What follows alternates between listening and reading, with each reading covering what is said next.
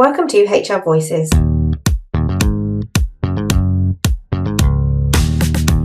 podcast for independent HR and people professionals and the businesses they support. HR Voices is brought to you by the expert team at HR Independence Limited.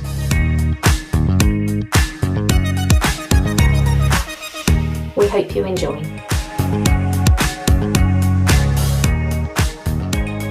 Hi there, and welcome to the latest edition of the HR Voices podcast. As usual, I'm joined by my co-host Mary Asante. Hi, Mary. Hi, Charlotte. And we're joined by a guest today, and her name is Zoe Carroll from Optimise Potential Limited. Hi, Zoe. Hi, thanks for having me. Hello, Zoe. You're very welcome. And some of our listeners who perhaps have been to the conference or come to some of our webinars might instantly recognise that lovely voice of Zoe, because Zoe is a very good friend of HR Independence. So it's really lovely to have you back again. Thank you.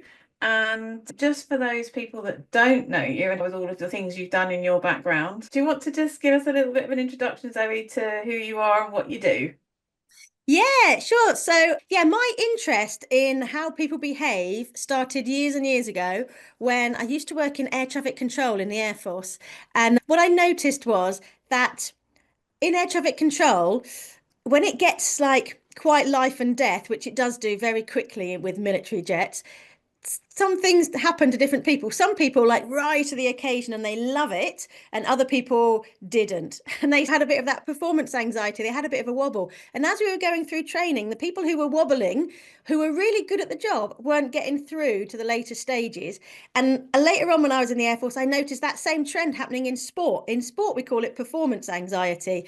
If it's related to public speaking, we might call it stage fright. But I noticed that there was this particular anxiety pattern. And that's kind of what set me off on the road that I've been on for 20 plus years since, which has been looking at how we combine what's happening with our psychology and our thinking with our physiology, so what's happening with our body, and how we can perform at our absolute best. And I've been doing this for a number of years now. I did it for a lot of years in education, and I'm out there in the world now helping businesses to get the people in their organizations to perform at their best. And along that journey, I also have a son who was diagnosed in 2010 with a genetic condition called Fragile X syndrome. And his neurology is different to most people's neurology. And that also set a parallel course of looking at neurodiversity and inclusion and looking at how different people's nervous systems, if they, for example, have ADHD or autism, respond differently to those stresses, and how therefore we can help all of the people, not just the sort of neurotypical people, and how we can actually include everybody. So that's been a whirlwind of a sort of 25-year career for me, and I'm learning still every day. Yeah, I think that's it, isn't it? We do. It's an industry where we do learn. So it's great to see. So today, really, the focus then of our conversation is going to be about making workplaces more neurodiversity friendly. Yeah, absolutely. Because although there's been a lot of press saying, oh, everyone's getting an ADHD diagnosis these days, as if it's some kind of trend, we've always been there. That the neurodiversity itself isn't new. It's simply being recognized for what it is. And I think that's a great thing, actually, because it's not rare. Like 1 in 5 people has some kind of neurodivergence, and that's like 20% of the whole workforce. Now, it's probably less than 20% because a lot of people, and particularly the autistic community, are underemployed, in that there's lots of people who can't find or can't secure employment because of their neurodiversity. But there's also lots of people who are masking and hiding in plain sight and not bringing their full selves to work. And I know when we did one of your conferences, and it was all about like bringing all of yourself to work and kind of unmasking and being yourself, that's like really important. And I think that making it safe for people to be their full selves and ask for what they need is really important if we're going to get this right for people, because that's when we're actually going to get the best out of them, and they're going to be better return on investment for their salaries. I do some work, Zoe, not too dissimilar to yourself, around neurodiversity.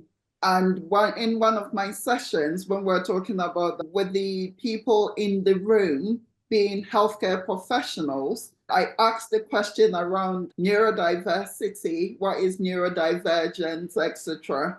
And then the first response was, actually, I had to look this up.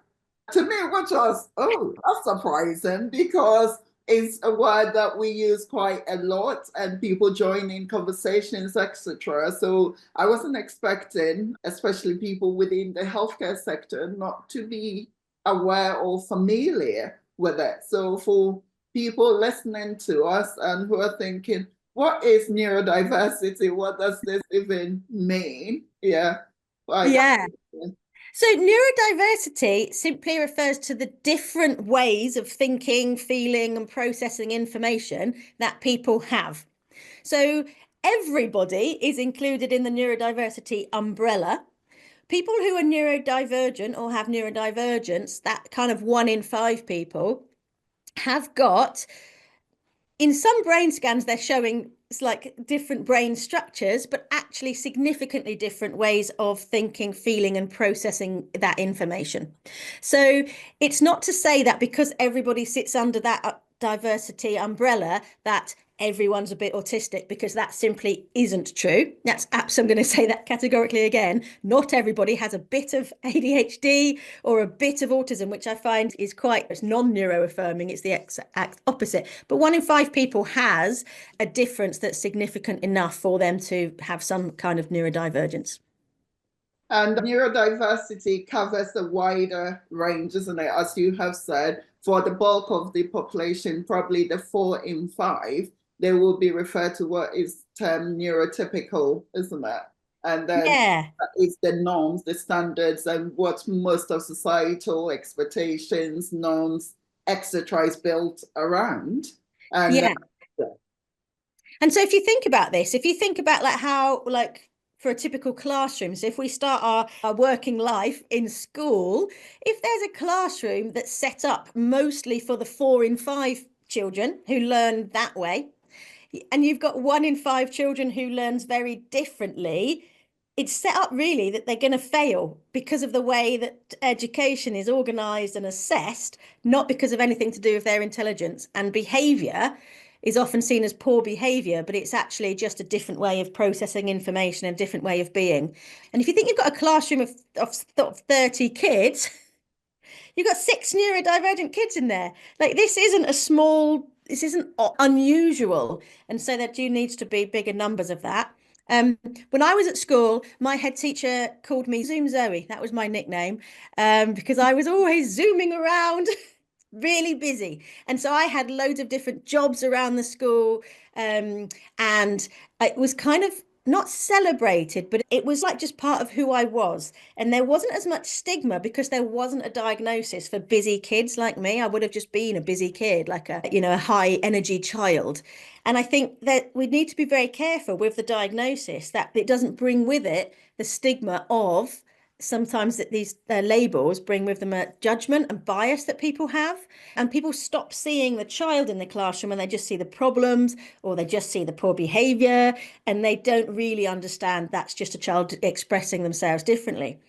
Now, when that's then taken into the workplace, we've often been told through school, can you just sit still? Can you just keep quiet? Can you just not ask so many questions?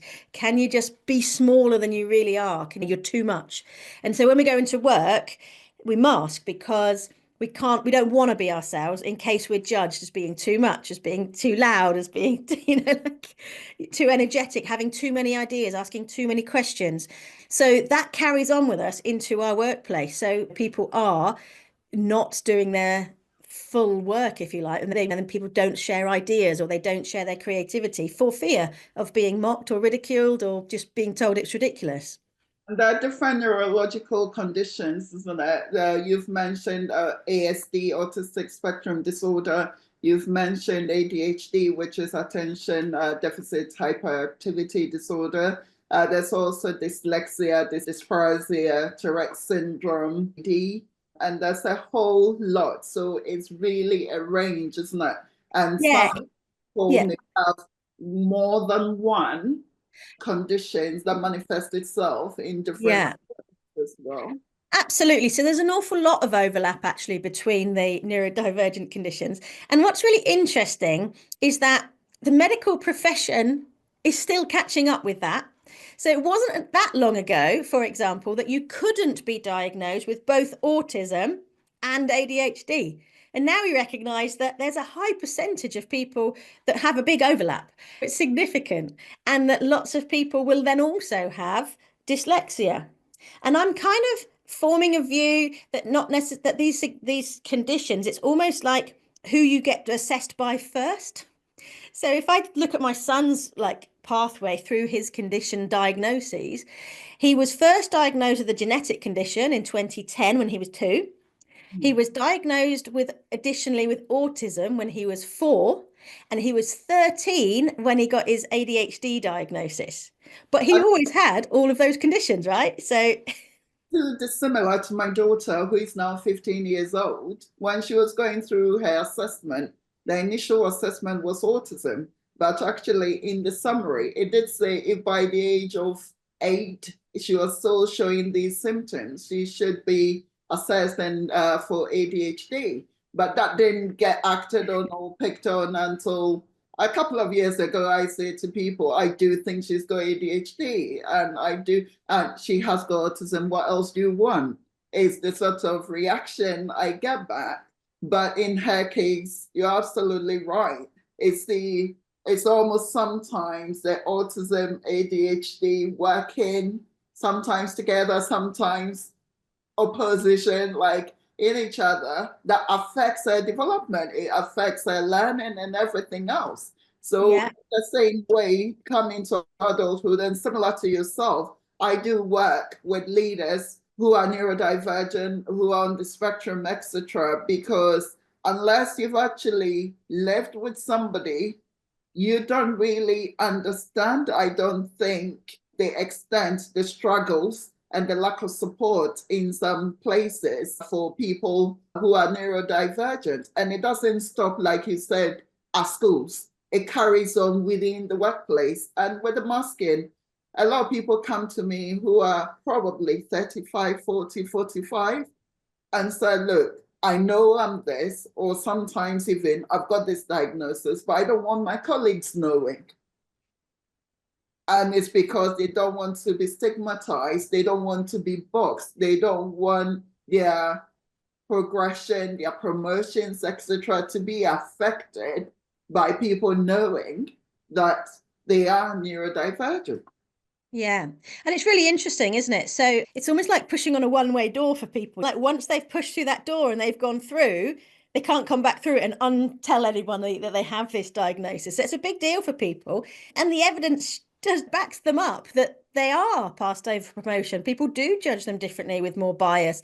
They assume they can't do things. And there are these, I think particularly with autism and ADHD, that there are these particular kind of blanket assumptions about people, like that people with ADHD won't be able to focus and concentrate, or they'll be very last minute, or they'll always be late for things. And that's simply not true. That's, like, it's like saying everybody that's neurotypical will always be on time. Like it's just not, it's just ridiculous.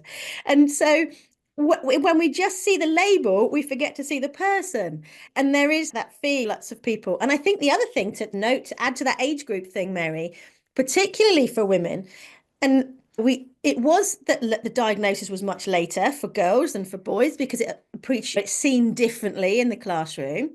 But also then when women hit perimenopause and their hormone levels interact and with their neurology, that's when sometimes ADHD or autism that they were managing the symptoms of then becomes unmanageable and they just don't know how to cope. And that's sometimes when those two things intersect.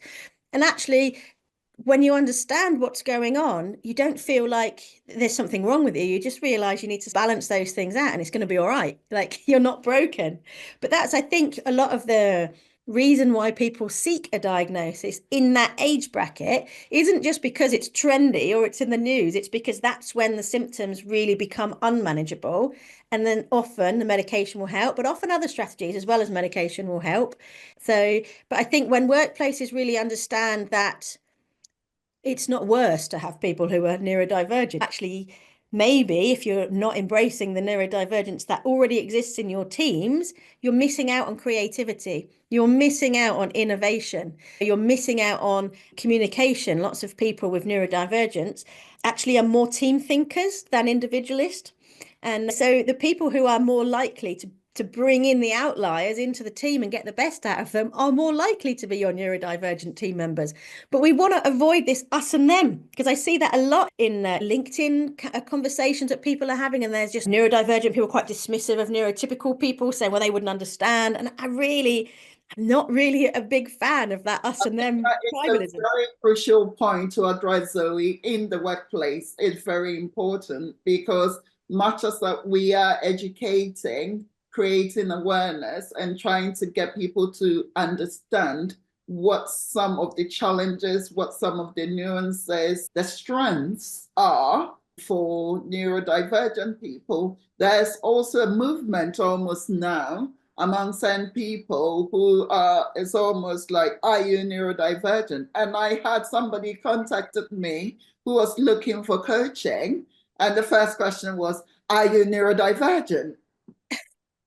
Because in their mind, if you're not, then you won't really understand what I'm going through or what they are facing, etc. So there is that also, I think, awareness generally to be created to remove and minimize the barrier of the them and the us, to try to work together a bit more, because I think the less barriers there are, the more people would get to understand the benefits of working together, whether you are neurotypical or neurodivergent, working together to create a better workplace where everyone can thrive, especially neurodivergent people. Because as you said, there's a significant amount, especially of autistic individuals. I think the last I checked, 1 in 6 of them are out of work. And even those in work, it's mostly part-time. Yeah, a lot of people are underemployed for their skill level. Yeah, absolutely. And actually, that's not to do with it's not to do with their performance. It's how their interview process and the selection process is organized. So things like in an interview, there are typical expectations that you will understand the nuance of shaking hands and making eye contact and being comfortable around new people, and the funny smells that there might be there because people have got unusual perfumes on that you're not familiar with. Like, all of these things are barriers that don't need to be there. And a neuro-affirming workplace can just be a bit more aware of that and reduce those barriers and actually see the potential that people have got. I think that's really important. Maybe this is something where your audience as HR professionals can maybe reevaluate and just kind of say, how neuro-inclusive are the recruitment policies of the places that we're working with? Is there room for change, and could we make it even better? Because I know there's a lot of people working in this field to make it better, but us being able to, then we get into, I know there have been some places where they say being able to access the interview questions in advance, for example, really helps some people. But then that's been abused by people using AI and trotting out standard answers. So again, it's like, how do we balance it? Not just saying, well, we can't do it. And I think that's that, how do we get the best out of people should always be what we're looking for to make sure we've got a good fit. And I think what you've touched on there, Zoe, is more equity rather than equality approach to adapting your recruitment or your interviewing process to suit individuals who may require reasonable adjustment.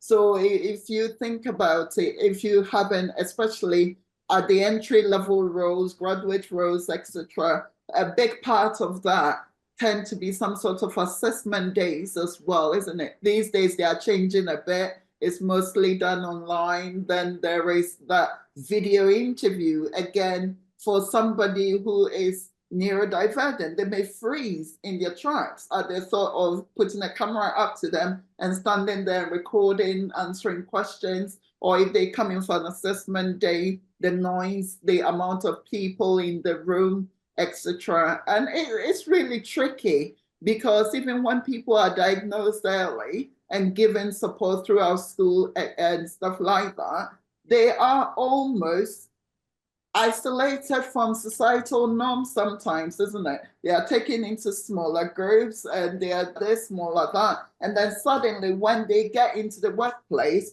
it's like one rule for everybody. So it can become quite overwhelming for them. And I think as well in schools and maybe in workplaces as well, the expectations of people are lowered.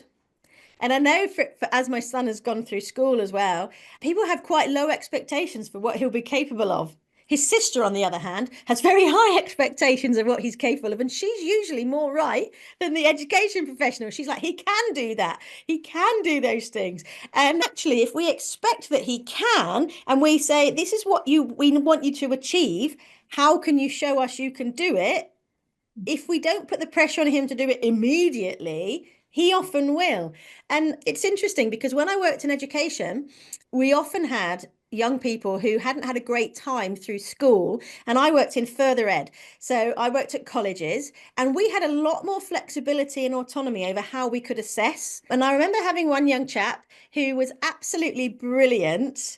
He had the highest dyslexia score the assessment team at the college had ever seen.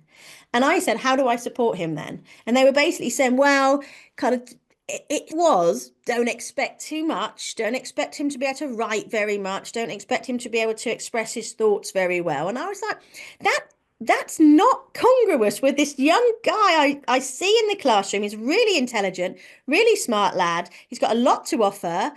These don't balance out to me. So what I was able to do was say to him, this is the assessment criteria. How can you show me that you can meet it? And I left it with him for a little while. And when he came back to me, what they had to report on was a radio exercise that they had done where they were doing surveillance as a team. And they all had to produce a logbook of what happened in what order and where the person they were following and doing surveillance on was at any given moment. And everyone produced this logbook.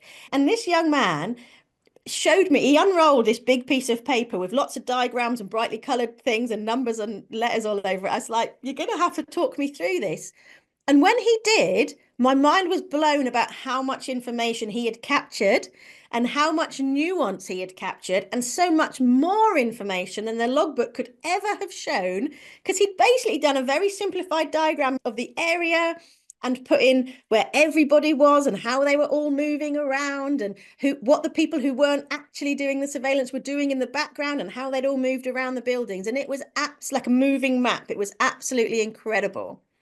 And I would have missed out on all of that if I'd have had to say, well, sorry, how are you going to fit into the standard assessment criteria? And that's kind of the same with like in workplaces. If we know what the outcomes are really clearly, how we get there can be really creative and really nuanced. And if you think about that, we can be more imaginative maybe with how we decide like what we want rather than how we want people to achieve it. It's Go ahead. I was just going to say it comes down to policies, procedures, etc. And that's where HR people come in, and HR people can help or should be able to help as well. But Charlotte, go ahead with you. Well, I was going to say, of course, the policies and procedures is your blanket approach, but I know it's really interesting listening to that story, Zoe, that actually it was quite a small change that was made, but it made a huge difference. And so I know you talk a lot about this idea around it doesn't have to be big and scary. It can be small, subtle changes to switch the thinking around and actually to get a different outcome. Yeah, absolutely. I mean, there are things that can be very small changes that can be done. For example, we're here on a Zoom call and it's all really nice. Sometimes if I've had lots of Zoom calls, I just find it really hard to carry on looking at the screen. And sometimes as well, if I'm looking at people on screen, I have to remember to remind my face to look interested, because sometimes when I'm very interested and I'm concentrating, I don't look like I'm interested, but I am so interested, I don't look it. And that's that everybody's interpreting that, right? So if I look like I'm drifting off and I'm thinking about something completely different, you might think I'm off there doing my shopping list. Actually, I'm processing what you've said. And just these little changes, things like when people are in the office is a massive one that I'm seeing a lot at the moment, where, for example, I'm not that productive first thing in the morning. So if you want me to start at 9, be aware that I may well be sitting at my desk at 9, but I'm not actually doing any work until about 10.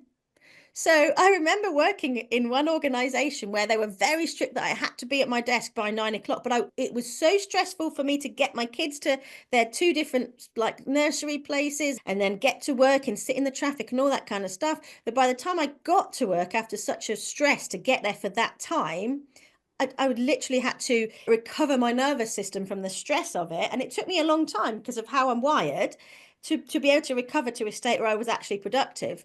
Now, if they'd have said simply, you can start anywhere between 9 and 10, I probably would have started at about 10 past, quarter past, like it wasn't a lot of time. And I would have been productive from the get-go. So, and it's things like not all working hours are equally productive for some people. I think actually for most people, Yeah, I think that's most people, not just, yeah. Yeah. So we have this kind of, these are your working time, and this is what so many hours of work we have to put in. But actually, up against a tight deadline, I can do an awful lot of work in 3 or 4 hours. So why aren't we measuring by outcome rather than hours sat at a desk? We're not all working on production lines where the work is linear. So we can be more flexible, but we need to be able to, as leaders, identify what are the outcomes for that person? What do I want them to achieve? What's realistic for people to achieve in that working day? And how they get there really should be more flexible, I think. So yeah, it doesn't always need to be. I think one of the things that probably the COVID and the pandemic taught us is that so many roles, maybe not all, if you include emergency services and whatever, can be done effectively. They don't need to be done between, I don't know, 9 and 5 or 8 to 4 or whatever, but they can be done and customers will still be effectively served. So I think technology companies probably they were pace setters, so to speak, around this, because especially when it comes to software developers, etc., you want developers to function at their best, right? And you get the most out of them. So most tech companies that I've worked with over the years will have, okay, our working hours, let's say for argument's sake, 9 to 5:30, but the core hours that we expect everyone to be there will be between, say, 10 and 4 or something like that. So that is when if they have company meetings, they have big customer meetings, etc., that's within their control. I mean, sometimes it's dictated by the customer and the company has got no control over it. But those times, it gives the flexibility either side of the working day for people, because you are not an early morning person, but there are some people who function incredibly well very early in the mornings. And as the day goes on, they tail off. And there may be others who kind of start very late and then are still going towards the end of the day. So it's a good balance, isn't it, to get the best out of all your employees, but do appreciate that in some workplaces it can be difficult as well. But for most roles, I think we've all tried and tested that it can be done. It's almost a shame that some companies are pushing to go back to how things were and ignore the benefits that we all saw during that period. And it's also, if you think about like longevity and well-being, if, for example, and I'm not unique in this, lots of people who have like an ADHD type profile, whether they're diagnosed or not, have different windows of time. So one of my really peak productivity times is between 6 and 9 in the evening. But if I've had to sit at work all day, but I'm not productive until 6 till 9, well, I'm not going to work then. So you're not going to get the best of me ever. However, if I was allowed to take a longer lunch and you get those 3 hours, you'd get an awful lot more like return on investment of employing me. So it kind of stands to reason. And a lot of neurodivergent people are quite entrepreneurial because there's often more creativity. There is that they can't fit into the normal mold. And so the only way they can actually access their work is outside of that sort of typical structure. So businesses that seek innovation and being like thought leaders and ahead of their time and develop new things really need to embrace that, because they're missing out on it all if those people then leave the workforce to become entrepreneurial just because the workforce dynamics don't fit them. And it's things like Christmas parties. We're recording this in January and people will have had lots of Christmas parties, but for lots of people, a big party with lots of people and different, like a new place with noise and all that kind of thing just isn't fun. but there's an expectation that, well, if you don't go, people might judge you or talk about you or whatever. But like, where's the flexibility in having different options for people, and it not to be just that one big party, because that fits a lot of people and that's what they want, but you know, like having different ideas, different things that people can attend to be sociable. But not everybody likes those sorts of things, so it kind of, you could have different options for different people. I remember one workplace I used to go to used to have tea parties. So you were just invited along to these tea parties. And it was a really nice way of getting to meet various different members of the team that didn't involve a big one-off once a year Christmas party. They had these little tea parties every month and different people went along. And you got to know loads of people in your organisation through doing these little monthly tea parties. Different people would be at different ones. So there are different ways of including people. And I think that this harks back to exactly what you were saying, Mary, in terms of that equity rather than equality. So equality is this idea that everyone's treated the same, they have equal. And equity is like, you're wearing glasses and Charlotte's wearing glasses and I'm not. Well, that's not fair. I want a pair of glasses. Like, we're not like that with other modifications that we make for people. But yet when it comes to somebody seeing something they think somebody else has that they haven't got, there can be that kind of, well, I want it too, and it's not fair that they have it and I don't, even if I don't need it. And that's that real equity, isn't it? Meeting people with where they are and giving them what they need to perform. And not everybody is going to need that alteration or that accommodation. Some of it comes right back down to knowing your teams as well, doesn't it? And actually, you've got to have those really good line management relationships. You need to understand the strengths and potentially the weaknesses of your team members, because if you're prepared to put that time and effort in to get to know that and to understand that, then you might get to the point where you can adjust things to get the optimal performance out of people. And that sometimes is what organisations struggle to get their heads around, because ultimately they want people to come in, do the job, go home. They don't necessarily want one person working 8 till 4 and one person working 9 till 5 and one person having 3 hours for lunch and working in the evening, because it doesn't fit with this idea of this is the workplace, these are the hours we operate, and this is what we have to do. Yeah. And when I go into organizations, it's interesting because one of the things I don't do is deliver like label specific training. So I don't have an ADHD training. I don't have an autism training. And that's because it's quite rude, actually, because everybody within those labels is different. And actually, just like seeing the blankets means that you're using the blankets because that's what you've been shared.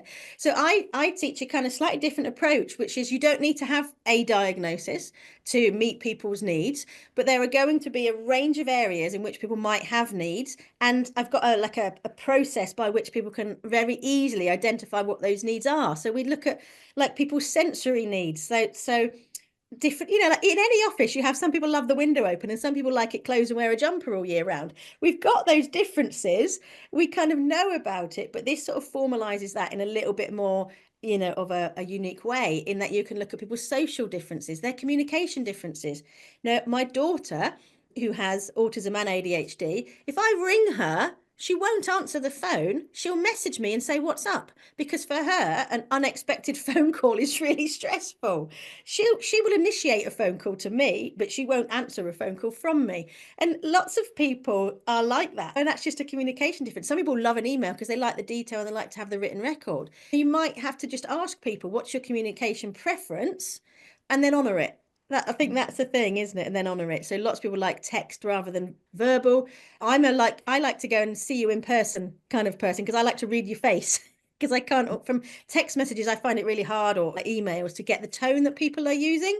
And I've got to go back to somebody today because I sent them a reply to a LinkedIn message yesterday. And when I sent it, it was all very positive, and I sent it and then I read it back and I thought, actually, that sounds really abrupt and quite rude. And I'm now going to have to go and apologise because I don't think the tone carried through. And now I've spent all night worrying about it, which again, that rejection sensitivity is part of some different neurologies. So again, thinking about how we maintain our emotional regulation, how we maintain our clarity of thought, how we make it safe for people to unmask and be completely themselves. That there's a framework that you can just go through with members of your team and ask them these questions. That means you can support them individually and uniquely, regardless of whether they have a diagnosis or not. Because some people would meet diagnostic criteria but don't have a diagnosis, and they're not seeking one because it's not a problem, or it's not They don't want to get in that queue. So there's loads of different reasons why people might not be seeking a diagnosis who would meet criteria. So being able to meet everybody, I think, is really important. Okay, so I mean, that's been absolutely fascinating, but what we would like to do perhaps is just tap into the fact that we've got your expertise and your knowledge here today. If you could give people listening to this, perhaps employers, business leaders, HR consultants supporting other businesses, some core top tips maybe on how they can make a workplace more neurodiversity friendly and how they can start to take those steps to move towards that goal, what would you say? What would be your sort of top recommendations? I think the first thing is communication styles. So it's just a simple question of asking people, well, how do you prefer to communicate? And do you prefer like a voice note or an email or a live phone call? So again, a communication, just ask the question, what's your preferred method of communication? I think one of the key things is accountability. So for example, if you're going to give someone a task or like part of their role and check in with them, knowing what that accountability strategy is going to be like and how the person likes to be held accountable is actually really good as a relationship tool. Because, for example, if you say to me, you want some work back from me on Friday, and then on Thursday, ask me how I'm getting on, I'll be really annoyed at you because I feel like you're chasing me. And you told me Friday. So that's when I've scheduled everything for. And that accountability strategy is like, do you chase me or do I tell you when I've made the progress? And just keeping an eye on that. So being really clear with outcomes is really important. I think just having conversations openly about what we need and what we prefer is really helpful. And I think from a kind of HR perspective, it is that individual approach rather than these sort of blanket measures. So just being open to it about your own preferences and differences. I think that's really key, is that people see it modeled in the workplace and it not damaging people. So rather than it being this kind of superpower versus disabilities kind of tribalism of like you have to have this skill if you've got this deficit kind of model, just seeing that's not really true and that everybody has their own needs, and just opening up those conversations I think is really important. But yeah, communication and accountability I think are two really important areas to focus on. That's great, thank you. So I think probably that's us done for today. I mean, that is an absolute whistle-stop tour, but it's such a fascinating area, and I know it's very close to Mary's heart as well, isn't it, Mary? Yes, it is. And it's something that I do think there's a lot more to be done around that area generally to help people living with it. There's an aspect of it that is called in touch on at all.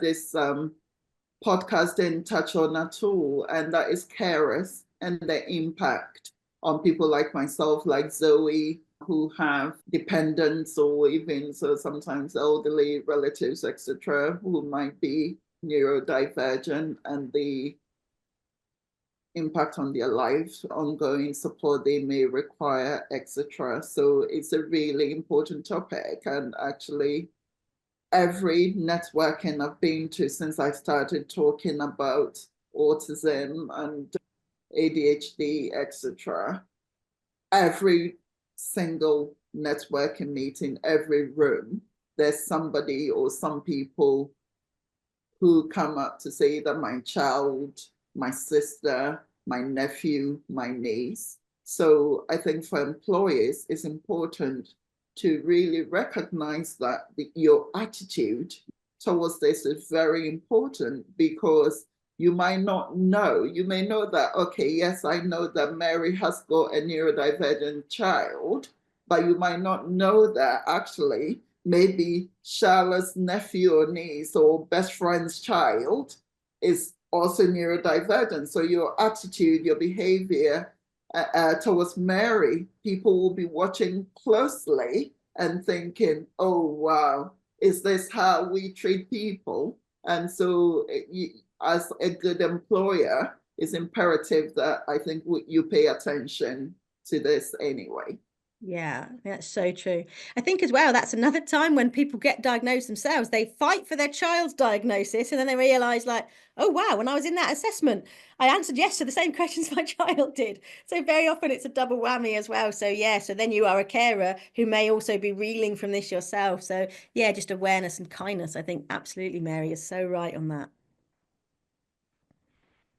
Great. On that note, thank you very much, Zoe, for your time. Thank you for sharing with us a very important topic. And if you're talking about things that affect you personally, the passion just comes through and it shows. So thank you very much, and for the great work that you continue to do in Thank that you for having me. as well. So we would like to thank our listeners for also tuning in to listen to and to watch this episode. If you've really enjoyed listening to Zoe share her insights, some of her top tips for how you can support people within the workplace, please do get in touch. We'd love to hear your thoughts. And also, if you want to be a guest, as Zoe is today, please do get in touch as well. We'd love to talk to you about a topic that is very close to your heart and relevant to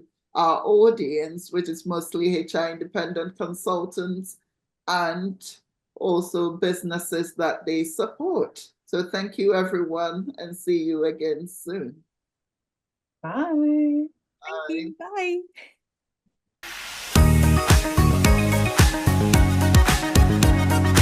We hope you enjoyed this episode of HR Voices. If you have a topic you'd like us to cover or would like to be a guest, we'd love to hear from you. Connect with us on social media or email us at hrvoices@hrindependence.co.uk. Tune in next time.